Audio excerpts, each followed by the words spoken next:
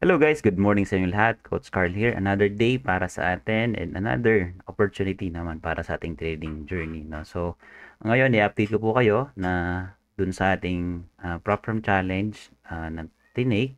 And as of now, no, last time nag-update po ako sa inyo na naipasa na natin yung second phase.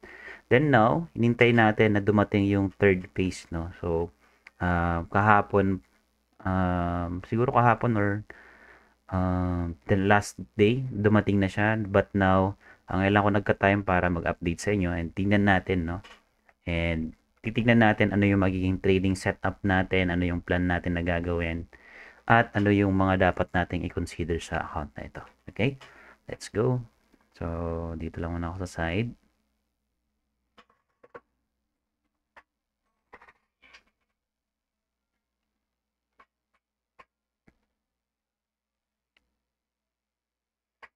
So, ito nga yung account natin. So, naipas na natin yung first phase. Ito yung 5K challenge. Napas na natin to. Then, yung second phase ay naipas na din natin ito. Ayan. Then, ito na yung third phase, no? So, dito guys, no, pinapakita ko sa inyo ano yung dapat na maging way o approach niyo para mas maging effective kayo dun sa ginagawa ninyong strategy. And especially, hindi kayo ma-pressure dun sa ginagawa ninyo at dun sa mga gagawin ninyong activities. Dapat, minimal lang yung risk, no? So, dito, ang binigay sa akin na fund is 15,000 USD. Then, ang goal natin dito ay makahit ng 900 USD, no? So, yung loss limit natin ay hanggang 750 USD. Okay? So 2 days ago na to. So, yan nga. Pa third day na natin ngayon.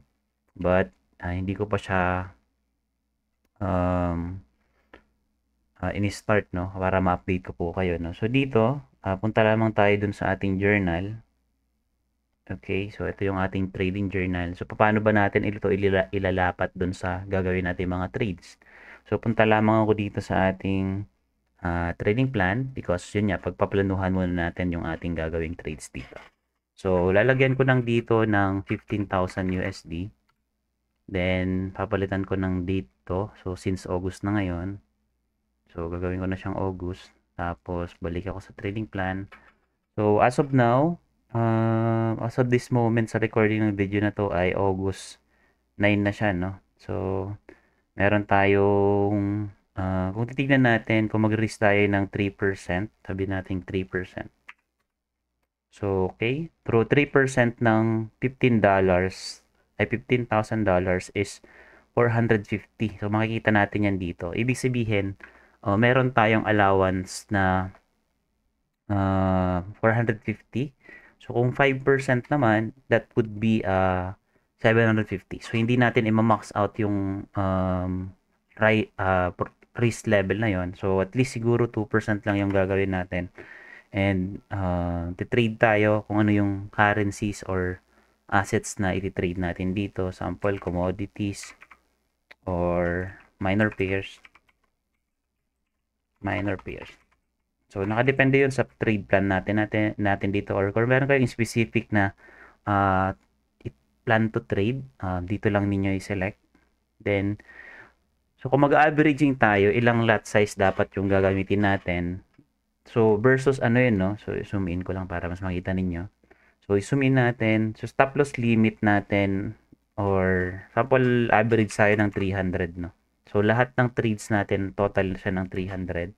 Then, ilang entries yung gagawin natin, sabi natin 10. So, available lot size natin, kung mag-risk tayo ng 2% dun sa account, so meaning to say, 300 tapos 0.01, no, na lot size natin ay 0.01, stop loss total natin ay 300. Okay, na 10 entries, no? Pero kung bababaan naman natin yung stop loss level natin, so gawin natin at least 250. Same pa rin, 200. Okay? So, meron na tayong available lot size na 0.02, no? Sa 200 lot size total natin. So, lahat na yan, kumbaga overall na yan. So, every entries natin, nag-average siya ng at least 20 pips. So, doon naman sa mga entries natin previously, ay nagla-lot size tayo or nag-stop loss tayo ng 20 to 50 pips, no? So, kung babawasan naman natin to ng 5 entries, so meron tayong available na 30, no?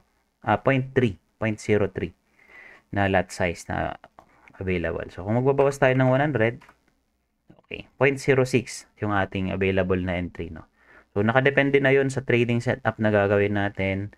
And yung goal natin dito ay maka 900 USD. So, ito yung ratio, risk-reward ratio natin. Okay, so pag nag-risk reward tayo ng ganitong process, so 1:3 ratio kung ganun yung lot sizing natin. So, ma-reach na natin siya sa kung 1:3, so 300 pips yung target goal natin, no? Para ma-reach yung 900. Okay, tapos nandito din is yung most of the time nagtitrade naman tayo ng from London to New York session. So, yun yung setup na trades natin, no? So, doon tayo naghahanap ng opportunities to trade. Okay? So, yun yung pinaka-plan natin. So, dito pa lang, na-set na natin agad na yun yung plano natin na i-trade sa market. Then, maglalagin lamang ako dito. Okay. Ilalagin ko lamang yung account.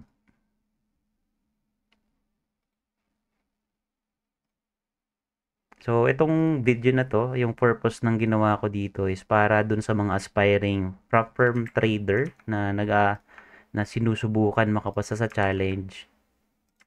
I hope makatulong ito sa inyo at mabigyan kayo ng mas magandang experience dun sa ginagawa ninyong trading.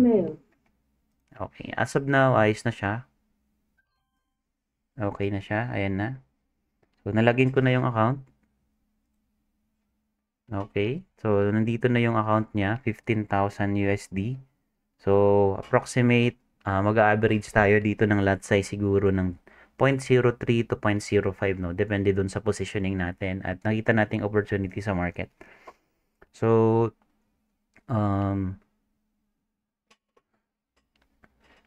para naman sa mga bago pa lamang sa trading at kung gusto ninyong ma-practice talaga yung trading or fundamentals, punta lamang po kayo dito sa ating website. So, www.carlpajardo.com para matutunan nyo po yung ating strategy, yung CFX 4 pillars.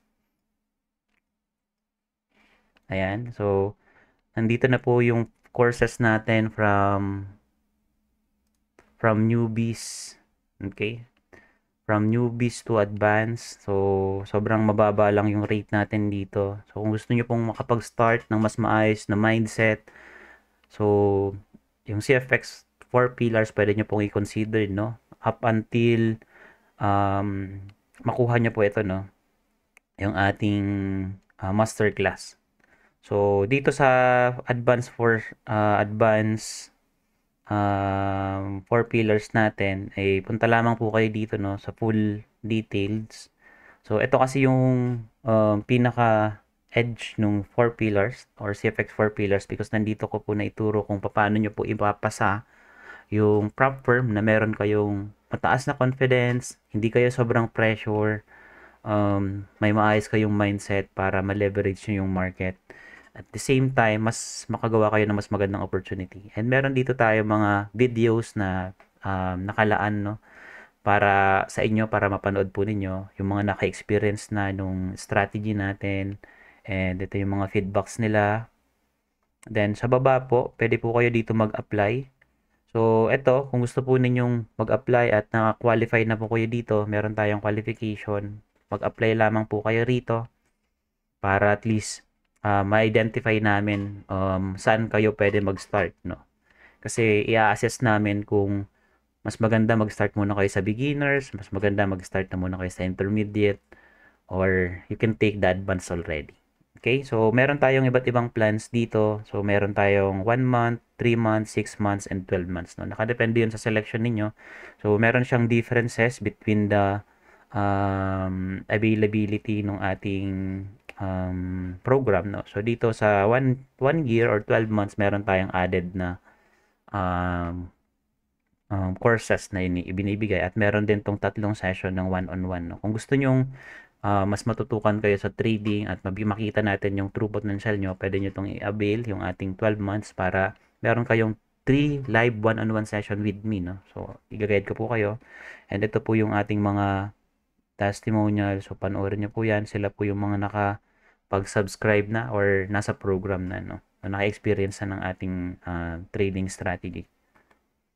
So, meron din tayo ditong masterclass. Ang goal ng masterclass is continuity ito ng advanced course. Coach Harshit, another day, no, para sa atin. And today, August 2, 2024, mag-react tayo dun sa isang students natin na nagpasa ng assignment niya. And tignan natin ano yung nangyari dun sa mga trade niya for the past few weeks, no. So, dito kasi nag-react ako dun sa mga trading activities nila. Nagpapasa sila sa akin ng assignment para ma-identify ko ano na ba yung status ng studies nila, nag-progress pa sila, ano na yung nila. Hinahanap ko. Sabi ko saan kaya nagpi-play. Okay, so kung gusto niyo pong panoorin or makita yung sample ng student na nakapag-proceed na from this course. So ito po yung sample ng result niya, ng trades niya. So pakita ko sa bandang dulo. So dito nag-gain na siya ng $300 no using the CFX strategy sa capital niya na 1,000 USD. So 30% no. Ito si Sir Eric. Kaya si Sir Eric ito ay from na-achieve niya to nasa 4th or 3rd session pa lamang siya. So that would be another greatest result na pagtala ng CFX para sa kanyang mga students. Okay? So, kung gusto niyo pong mapanood yung full video, panoorin niyo lamang po dito at visit po kayo rito. Okay? So, for now, i-update ko na lang po kayo from time to time and don't forget guys to subscribe or follow us in this page or sa YouTube natin, CarlFX, para ma-update po kayo. Makita nyo din yung mga live webinars natin or yung mga ating mga latest upload sa ating market para meron po kayong mga pwedeng pag-aralan in terms of economics. Okay?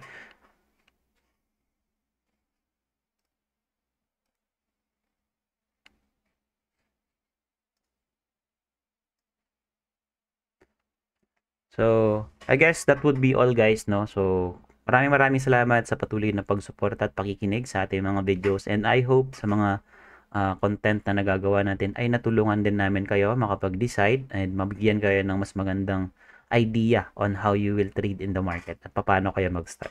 So kung gusto niyo pong matuto using the 4 pillars, don't hesitate or wag po kayo mahihiya na mag-PM sa akin or i-message nyo po. Or pwede po kayo mag-direct sa website, you can apply, no, para at least makakapag-start na din po kayo. That would be all. Thank you guys.